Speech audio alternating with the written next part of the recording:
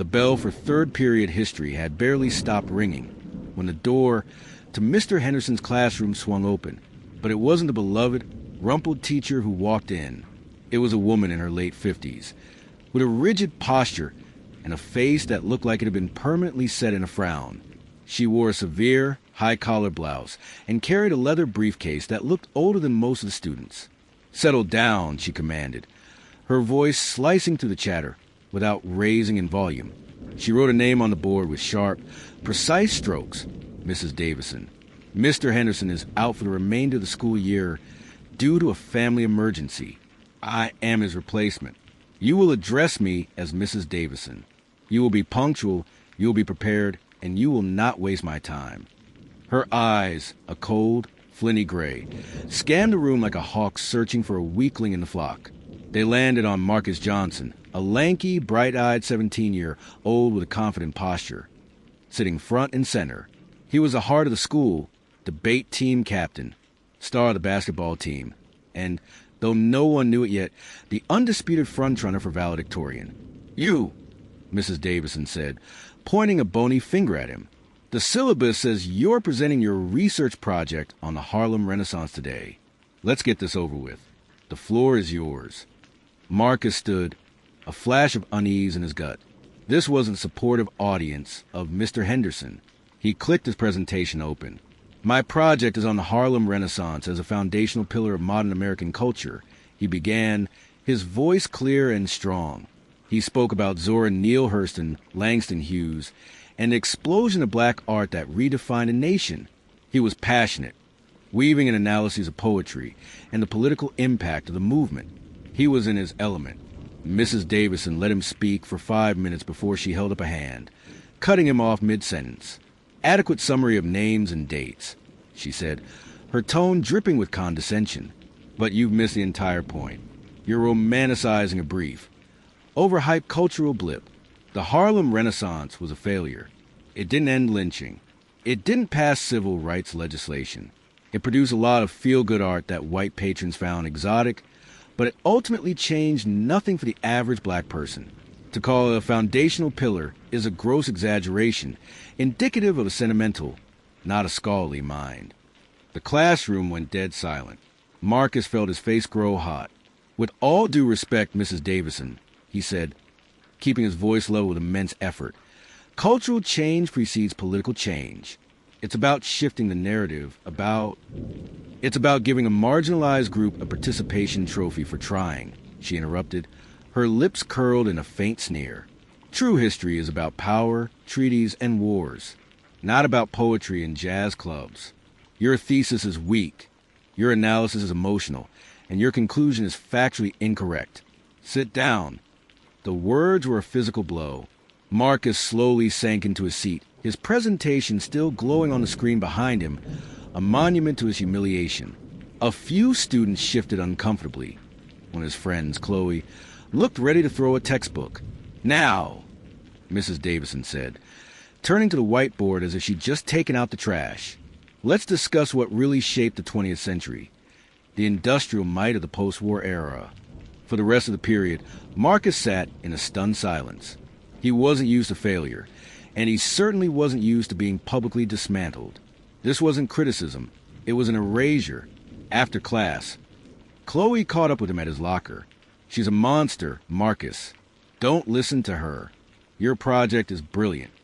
"She didn't even let me finish," Marcus muttered, slamming his locker shut. "She's not here to teach. She's here to dismantle." His phone buzzed. It was a text from the school principal, Dr. Evans. "Marcus, please see me in my office at the start of lunch." A cold dread pooled in his stomach. He showed the text to Chloe. "What could he want?" she asked. "I don't know," Marcus said. "But after that display, it can't be good." He walked into the principal's office to find Dr. Evans looking stern and Mrs. Davison sitting primly in a chair opposite him, a folder on her lap. "Marcus, come in," Dr. Evans said. "Mrs. Davison has brought a concerning issue to my attention." Mrs. Davison opened the folder. "As I was explaining to Dr. Evans, your presentation today, while superficially polished, demonstrated a fundamental lack of academic rigor and a troubling disregard for historical fact. More concerning, however, was your conduct. Marcus blinked. My conduct.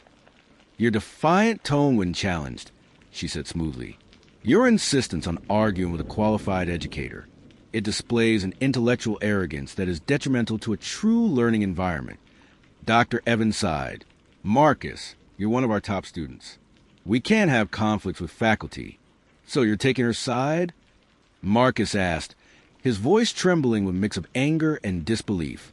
She called the Harlem Renaissance a cultural blip. She told me my work was a participation trophy.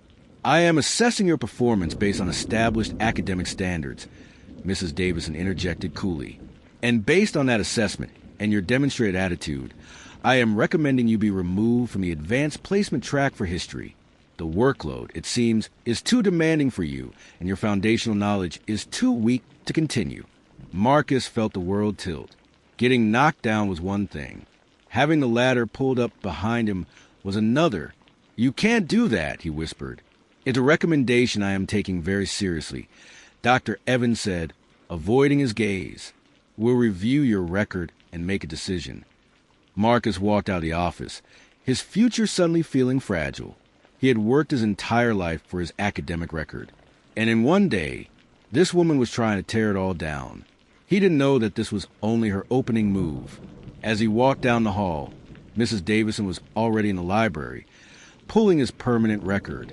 She wasn't just looking for a reason to remove him from one class. She was looking for anything. A forgotten detention, a single B grade, a minor disciplinary note. Anything she could use to build a case that Marcus Johnson was not the exemplary student everyone believed him to be, but a problem that needed to be solved. The hum of the library computers was a quiet symphony of secrets, and Mrs. Davison was conducting. With the efficient clicks of a seasoned bureaucrat, she pulled up Marcus Johnson's digital file. A thin, unpleasant smile played on her lips. She wasn't just looking for dirt. She was looking for a pattern, a narrative she could spin into a noose. At first, it was infuriating. The record was pristine. Straight A's since freshman year. Perfect attendance. A list of extracurriculars that read like a college admissions brochure. Debate team, National Honor Society, varsity basketball, student government. There were no disciplinary notes, not even a late library book. He was, on paper, the perfect student. Too perfect, she thought, her skepticism deepening. In her experience, no one, especially not a teenage boy from that part of town, was this clean. Then she found it, a single, anomalous note from his sophomore year, buried in the counselor's log. It was from a meeting with his then guardian, his grandmother. The note was brief and clinical. Asterisk, student expressed difficulty focusing due to ongoing DCFS, Department of Children and Family Services, home check-ins following mother's incarceration, assured student of school support services. Asterisk, Mrs. Davison's eyes lit up with a cold fire. Incarceration, it was a crack in the pristine facade. It wasn't much, but it was a start. It was a thread. And she was determined to pull it until the entire tapestry of Marcus Johnson's success unraveled. The next day in history class, the air was thick with tension. Marcus walked in, his posture still confident, but his eyes wary. He had spent the night stewing, his anger hardening into a cold, sharp resolve. He would not let her break him. Mrs. Davison began the class not with a lesson, but with a pop quiz on the industrial era, a topic she had barely covered. The questions were obtuse, designed for failure. Marcus, who had done the reading weeks ago, answered them with ease. When she collected the papers, she paused at his. Well, it seems you can memorize facts when you put your mind to it, she announced to the class. A marked improvement from yesterday's display of emotional rhetoric. The subtle barb landed. Marcus kept his face neutral, but his knuckles were white where he gripped his desk. The real attack came after class. As the students filed out, Mrs. Davison's voice cut through the noise. Marcus, a word. He stayed behind, his heart thudding against his ribs. She didn't look up from her desk. I was reviewing your file. Quite the impressive record. It must be difficult to maintain such focus given your complicated home life. Marcus froze. The air left his lungs. She knew. She had dug up the most painful, private part of his past. "My home life is none of your business," he said, his voice low and tight. "Everything that affects a student performance is my business," she replied, finally looking up, her flinty eyes boring into his. "A unstable home environment can create instability in the classroom. It explains a certain defensiveness, a need to overcompensate. It makes your insistence on that sentimental Harlem Renaissance thesis quite understandable, really. You were projecting." Rage, hot and blinding, flashed through him. She wasn't just attacking his work. She was pathologizing his trauma, using his mother's addiction and his grandmother's struggle as a weapon. "You have no right," he whispered, trembling. "I have every right to understand the students I teach," she said, her voice dripping with false concern. "And I have a responsibility to the school to ensure that students in volatile situations aren't placed in academic positions they can't handle. The stress could be too much. For everyone." The threat was clear. She was going to use his mother's incarceration to argue he was too emotionally fragile for the rigors of AP classes, for leadership roles, for valedictorian. He turned and walked out, the slam of the classroom door echoing his fury. He went straight to Principal Evans's office, demanding a meeting. "She brought up my mother, Dr. Evans," Marcus said, struggling to keep his composure. "She's using my family's past against me. That has to be against some kind of policy. It's harassment." Dr. Evans steepled his fingers, looking pained. "Marcus, Mrs. Davison is a new teacher, and she's perhaps being overzealous in her student assessments. But she claims she's only concerned about your well-being. Discussing a student's background, while sensitive, isn't explicitly forbidden if it's framed as a support issue. So, she can just say she's concerned and get away with it?" Marcus asked, his hope crumbling. "I'll speak to her about professional boundaries," Dr. Evans said, his tone placating. "But Marcus, you need to be careful. Don't give her a reason to see you as a disciplinary case. Keep your head down." Keeping his head down felt like surrender. That evening, he told his grandmother everything. The formidable woman, who had worked 2 jobs to keep him safe and in school, listened quietly, her face a mask of grim understanding. "They've always found ways to try and put boys like you in a box, Marcus," she said, her voice soft but steely. "Either you're a thug, or you're an angry militant, or you're a charity case. They don't know what to do with a boy who is simply excellent, so they try to break him. I won't let her break me, Nana." "I know you won't," she said, pulling him into a hug. "But you can't fight this battle alone in the principal's office. You need witnesses." He took her advice. He started a shared digital document, a secret log shared with Chloe and a few other trusted friends. Every snide remark, every unfair grade, every microaggression was recorded with the date and time. They were building a case. A week later, the conflict went nuclear. The class had been assigned a major essay on post-war economic policy. Marcus, pouring all his fury into his work, submitted a meticulously researched, brilliantly argued paper. He knew it was the best thing he'd ever written. When the papers were returned, he received AC-. The comments in the margins were a masterpiece of destruction. Unsubstantiated claim. Logical fallacy. Source not credible. At the top, in her sharp handwriting, was a final verdict. "As I suspected, your writing lacks the analytical depth for this level of coursework.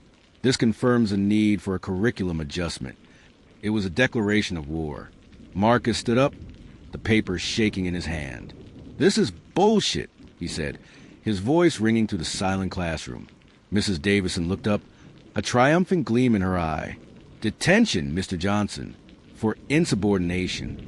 It seems your attitude is finally catching up with your overinflated ego." That was it. The line had been crossed. Marcus didn't go to detention. He went straight to the school board's public website and found an email address for the one person Mrs. Davison seemed to respect. The chairman of the board, a notoriously old-school, no-nonsense businessman named Mr. Grierson. He forwarded his essay, the graded copy with her comments, and a concise, powerful email detailing the targeted campaign against him. He felt a surge of victory. He had gone over her head. He had gone over Dr. Evans's head. He had the evidence. Surely this would end it. The next morning, he was summoned to the principal's office again. Dr. Evans looked furious. Mrs. Davison stood beside him, pale but strangely calm. "Marcus," Dr. Evans began, his voice tight. "I understand you emailed Mr. Grierson last night." "Yes, sir. I felt I had no other choice." "Mr. Grierson forwarded your email to me." Dr. Evans said, sliding a printed copy of Marcus's own message across the desk. He also included a note of his own. Marcus picked it up. Mr. Grierson's response was just 2 lines. Asterisk, Dr. Evans, I pay you to handle student discipline. This reads like a petulant child complaining about a bad grade. Handle it, and teach that student some respect for authority. Asterisk, Mrs. Davison allowed herself a small, cold smile. She had won. She had the ultimate authority on her side. The weight of Mr. Grierson's dismissal was a physical blow, crushing the last flicker of hope in Marcus's chest. He walked out of Principal Evans's office, the words petulant child and handle it echoing in his mind. The system wasn't just biased. It was a closed loop designed to protect itself. Mrs. Davison stood as a sanctioned gatekeeper, and he was on the wrong side of the gate. For the first time, a dangerous thought crept in. Asterisk, maybe she's right. Maybe I don't belong here. Asterisk. He skipped basketball practice, going straight home to the sanctuary of his grandmother's house. He found her in the kitchen. The familiar smells of cooking a comfort that couldn't quite penetrate his despair. He sided with her, Nana. Marcus said, slumping into a chair, the head of the school board. He didn't even look at my essay. He just called me a petulant child. His grandmother turned from the stove, her eyes not soft with pity, but sharp with familiar fire. So that's it? The great Marcus Johnson, defeated by one nasty woman and a foolish old man. What am I supposed to do? I have a detention on my record now. I'm losing this class. She's going to get me kicked out of AP. Valedictorian is a pipe dream. Since when do you fight for a title? She asked, wiping her hands on her apron. You fight for your right to stand at that podium and speak your truth. You fight because you deserve to be there. Now, you listen to me. They think this is a schoolyard fight. They think it's about grades and discipline. But this is a war of stories. She's telling a story about an angry, unstable black boy who can't handle advanced work. You need to tell a better one. Her words ignited something in him. Defiance. He wouldn't just take the hits anymore. He would counterpunch. He reopened the shared document with Chloe and his friends. But now it wasn't just a log. It was a war room. Chloe, a whiz with social media, suggested a new tactic. We make this public. Not a rant, but a campaign. We show them who you really are. The next day, Marcus executed phase 1. In history class, Mrs. Davison gave another impossibly difficult pop quiz. This time, when Marcus finished, he didn't hand it to her. He walked to the document camera and placed his paper on it. Mrs. Davison, you repeatedly questioned my analytical depth, he said, his voice calm and clear, projecting to the entire class. So, let's analyze this together. I'd like you to explain to the class which of my answers are deficient and why. Let's have a public, scholarly debate. Right now. Mrs. Davison was floored. Her authority, based on unilateral pronouncements from behind her desk, was being challenged in the open. The class watched, riveted. Return to your seat, Marcus. This is insubordination, she sputtered, her composure cracking. Is it? Or is it a student seeking clarification on an unfair assessment? You're the teacher. Teach us. Show me where I'm wrong. She couldn't. She refused to engage, seizing his paper and threatening him with another detention. But he had won. The entire class had seen her refuse to defend her own grading. The seed of doubt was planted. Phase 2 began that afternoon. Chloe launched a social media campaign. Hashtag the real Marcus Johnson. They didn't mention Mrs. Davison by name. They simply flooded the school's social media feeds with evidence of Marcus's excellence. Pictures of him tutoring younger students. Videos of his powerful debate team performances. Scan of his award-winning science fair project. Testimonials from teachers, past and present, praising his intellect and character. The narrative was shifting. He was no longer the insubordinate student. He was a heart of the school community. But Mrs. Davison wasn't finished. A few days later, she announced a participation grade for class discussions. Marcus, who contributed thoughtfully, received a 50%. Chloe, who had barely spoken, received a 95%. This is ridiculous. Chloe said, standing up, "You can't just make up grades. It's a holistic assessment of engagement and the quality of contribution, Miss Reed." Mrs. Davison said, "Coolly, and your outburst just earned you a 0 for the day." The blatant unfairness was a spark to tinder. The shared document was now filled with similar stories from other students. Unexplained low grades, sarcastic put-downs, a pattern of targeting. They had their evidence. It was no longer just Marcus's word against hers. Marcus, Chloe, and 3 other students requested a meeting with Principal Evans, presenting him with a printed dossier of their findings. Dr. Evans scanned the pages, his face growing more ashen with each one. "This is a lot of anecdotal evidence. It's a pattern of targeted harassment, sir," Marcus said firmly, "and it's creating a hostile learning environment. We're asking you to launch a formal review of Mrs. Davison's teaching practices and grading policies." Dr. Evans, feeling the walls closing in, agreed. "I'll form a review committee, comprised of faculty. This will be handled internally and discreetly." It felt like another victory, but it was a trap. The next day, Mrs. Davison was absent. The class was taught by a different substitute. A rumor spread like wildfire. Mrs. Davison was on administrative leave pending the review. Marcus allowed himself a breath of relief. They had done it. After school, he was clearing out his basketball locker when Coach Miller approached him, his expression unreadable. "Marcus," Coach said, leaning against the lockers, "tough situation with this Davison woman." "Yeah, but it looks like the school is finally handling it," Marcus replied. "Are they?" Coach Miller asked, his voice low. "Look, I'm on your side. You're one of the best kids I've ever coached. But I heard a rumor from a faculty lounge. That review committee Evans formed, it's headed by Mr. Grierson's son-in-law, and the other 2 members are old friends of the Davison family." Marcus's blood ran cold. "This was never about a fair review, son," Coach Miller said, his voice heavy. "This was about giving the appearance of a process while they built an ironclad case to fire her for cause, but one that also permanently discredits you. They're going to say she was a problematic teacher, but that you were a manipulative ringleader who orchestrated a malicious campaign against her. They're going to say you weaponized social media to bully a teacher." He handed Marcus a folded piece of paper. It was a printout of a private student forum message written by a fake account that was being circulated among teachers. It accused Mrs. Davison of being a racist bitch and suggested students make false allegations against her. They're going to claim this is from your campaign. Marcus, they're fabricating evidence to make you the villain. The world tilted on its axis. Coach Miller's warning wasn't just a threat. It was a blueprint for his annihilation. They weren't content with just blocking his path. They were going to salt the earth behind him so nothing could ever grow again. A disciplinary hearing wasn't just about a grade anymore. It was about his character, his future, his very right to be in the school. He showed the fabricated forum post to Chloe and his grandmother that night. The atmosphere in their small living room was funereal. "They can't do this," Chloe whispered, her face pale with horror. "This is a complete lie." "They can, and they are," Marcus's grandmother said, her voice like granite. "They need to make you the problem to make their problem go away.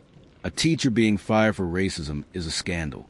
A troubled, manipulative student being expelled is a cautionary tale." Despair threatened to swallow Marcus whole. Then he remembered his grandmother's words from before. A war of stories. They were telling a story about a malicious bully. He had to prove it was fiction. "The timestamp," Marcus said, his mind clicking into a cold, analytical gear he usually reserved for debate tournaments. "That forum post. When was it created? We need to prove I was somewhere else, with witnesses." They worked through the night, becoming digital detectives. Chloe used her tech skills to analyze the metadata of the screenshot being circulated. Marcus and his friends cross-referenced their shared log, alibying each other for the time the post was made. They were building a defense, but it felt like building a sandcastle against a tidal wave. They were students. The administration had power, resources, and the benefit of the doubt. The summons came the next day. Marcus, his grandmother, and Chloe were to appear before the disciplinary committee. Mr. Grierson's son-in-law, a stern-faced man named Mr. Albright, and two other stone-faced faculty members Mrs. Davison had known for years. Mrs. Davison herself was present, dressed in somber black, playing the part of the wrong professional. Principal Evans sat to the side, looking deeply uncomfortable. Mr. Albright began without preamble. Marcus, this committee is reviewing serious allegations of a coordinated campaign of harassment against Mrs. Davison, culminating in the creation of malicious online content designed to damage her professional reputation. He slid the printed forum post across the table. Do you recognize this? It's a lie, Marcus said, his voice steady despite the tremor in his hands. I didn't write it. We have evidence that at the time this was posted, I was in the library with 5 other students, all of whom can verify I was working on my physics project. Convenient, Mrs. Davison said softly, not looking at him. We also have a detailed log of every interaction with Mrs. Davison, demonstrating a pattern of targeted grading and racially coded comments, Chloe added, sliding their thick dossier across the table. The committee members barely glanced at it. A log you could have fabricated at any time, one of the other members said. And this social media campaign, #TheRealMarcusJohnson, it certainly stirred up a lot of animosity. It feels like the genesis of a mob mentality. They were twisting everything. His defense was being used as a weapon against him. They dismissed their alibis as collusion, their log as a work of fiction, his public campaign as incitement. The hearing was a sham. It was a foregone conclusion. Marcus could see it in their dismissive eyes. They were going to expel him.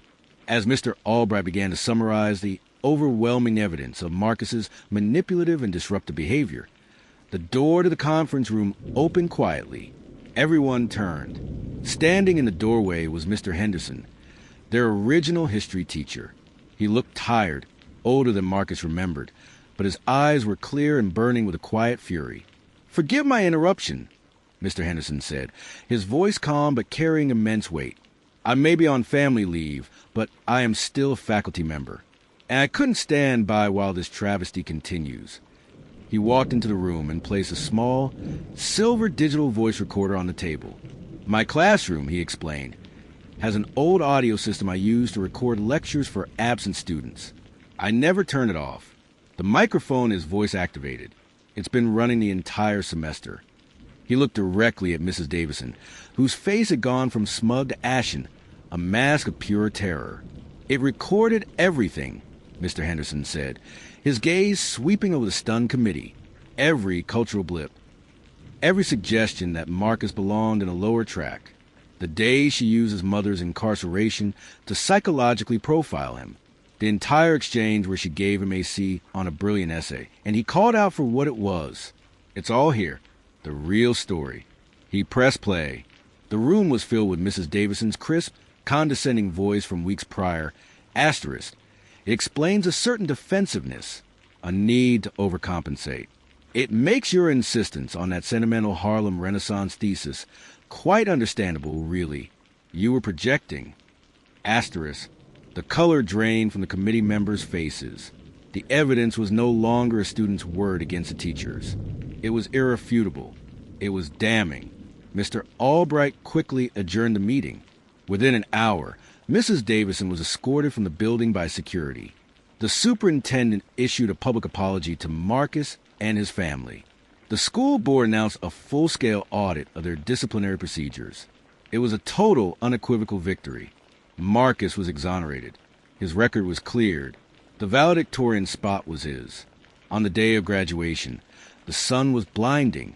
Marcus stood backstage in his cap and gown, the valedictorian medal around his neck. He could hear the proud murmurs of the crowd.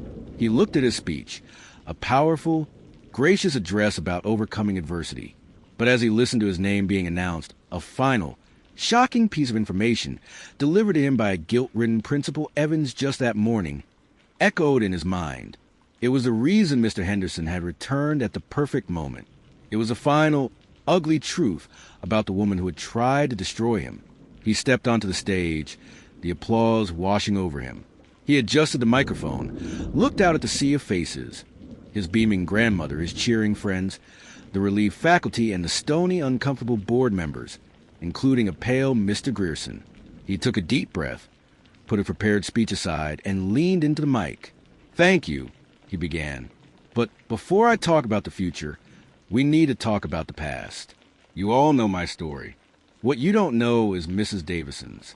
Principal Evans informed me this morning that the reason she was available to be our substitute is because she was forced into early retirement from her last school after a nearly identical incident. She has a history of this. And the man on the school board who knew her, who recommended her for this job, who dismissed my plea for help as petulance, was her cousin." He let the gasp subside, his eyes locking with Mr. Grierson's. The gasps in the audience were sharp, like a sudden intake of breath before a storm. All eyes swiveled from Marcus to the board member section, where Mr. Grierson had turned a blotchy, purplish red. He looked like a man who had just been publicly unmasked. Marcus didn't wait for silence.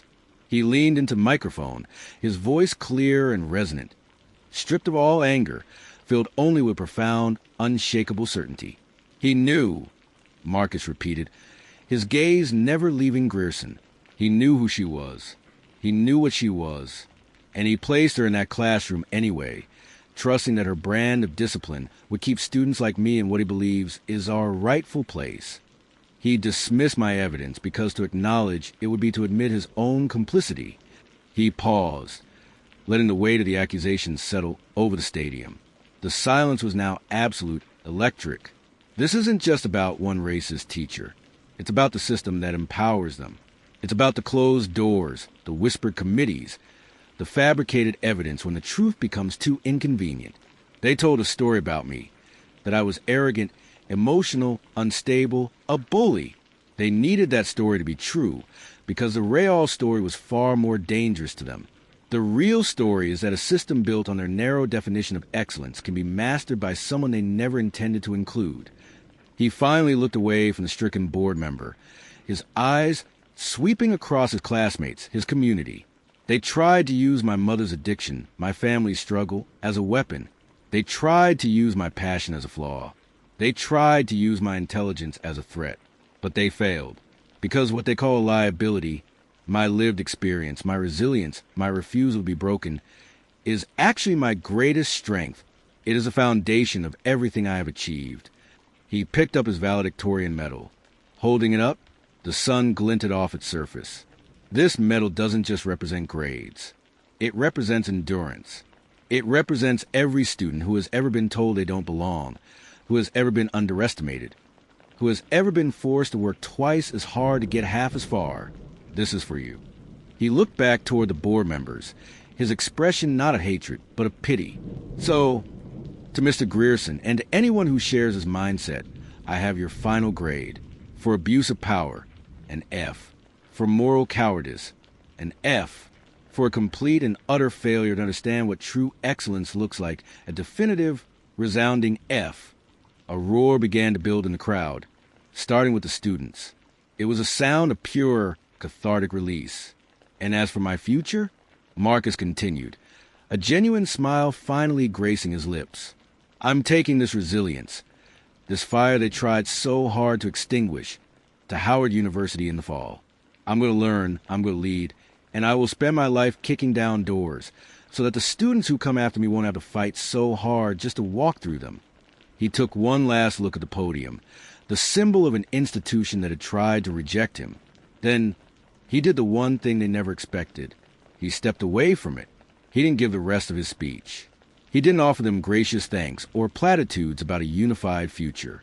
He simply walked in front of the stage, nodded to his weeping, cheering grandmother, and descended the steps, moving through the roaring, standing ovation of his peers and their families. He didn't just graduate as valedictorian. He graduated on his own terms, having held a mirror to the entire system and forced it to see its own reflection. He didn't need their podium to have the final word. His triumph, his very presence, was the only statement that mattered. If you have stayed with us to this point, then subscribe and share to join our fight for a just and equitable world. Stay tuned for what's next. The end.